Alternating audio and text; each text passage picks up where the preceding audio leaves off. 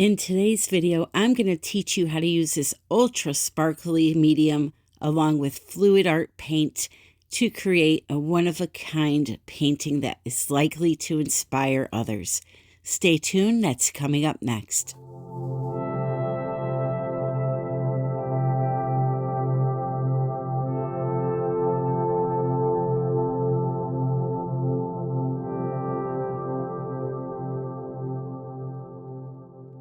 Hello my friends, welcome back to another video. So today I'm working on a 14 by 18 Da Vinci gesso panel that I get from Jerry's Artorama. You can find them at Michael's, Hobby Lobby, any kind of art store that sells canvases usually has them. What we are doing with this panel is we're going to lightly mist it with some water and we're going to add one color of our fluid paint. Now this happens to be Hooker's green that I had mixed up with Floetrol and water. I just thinned it down a little bit more so it was pretty runny and drizzled some on the canvas. This technique that I have fallen in love with comes from an artist named Jamal Belgamari, and I have just fallen down a rabbit hole on his channel and have seen so many things. So today I figured I would just let intuition take over. I would put some paint on the canvas and let the brush do what it wanted. I had no design in mind, but you can see at this point in the video, something is starting to come to me. I'm starting to make a repetitive motion with the brush to create these almost palm-looking branches. One of the great things about this technique is there is a lot of simplicity to it, and the brush and the one paint are able to create multiple shades of one color. They're able to create depth, shading, texture. It's just a 3D look. It's really, really cool. And essentially, all it is you're using your paintbrush or something like a piece of plastic to add paint, to take away paint. You can use a clean brush and wipe away some of this paint to make a lighter green type of palm flowing through. Of course, this is just my idea for today, but if you check out his channel, there are tons and tons of inspiring videos. But anyway, I won't talk through this whole thing. There's, a little bit of a repetitive thing going on here. I'm going to speed it up a little bit so you don't get bored. I do end up coming in with one other color called Muted Turquoise, and it really made this piece pop. So sit back, relax, and enjoy the video. Oh, before I forget though, you can do this with multiple colors, sponges, balloons, plastic, bubble wrap, napkins, your fingers. I mean, there's so many ways to play around with this type of paint. It's a lot of fun.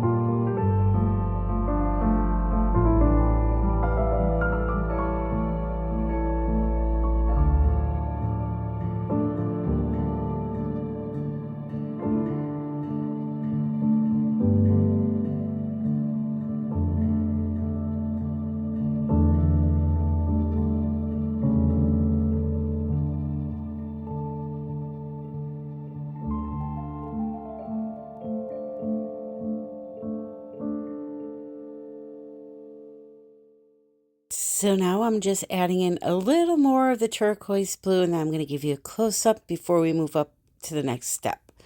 Now, you'll notice I did not use any metallics in this technique. Why do you think that is? The reason for that is when you're using so much water and wet fluid paint, the metallic paints do not behave the same. I've tried this out and it just looked like total garbage. But what you can do is after it's dry, you could take some metallic looking paint, just like this beautiful water dragon from Color Art, and brush it on after it's dry when there's not so much water involved. So that's what I'm going to do here.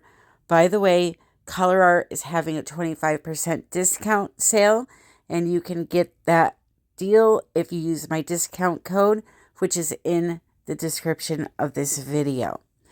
So I'm just brushing some of that beautiful water dragon over the dry painting in the areas that I want it to be in. I'm also going to go ahead and use some Stickles glitter glue to zhuzh this up a little bit and give it a little bit of sparkle.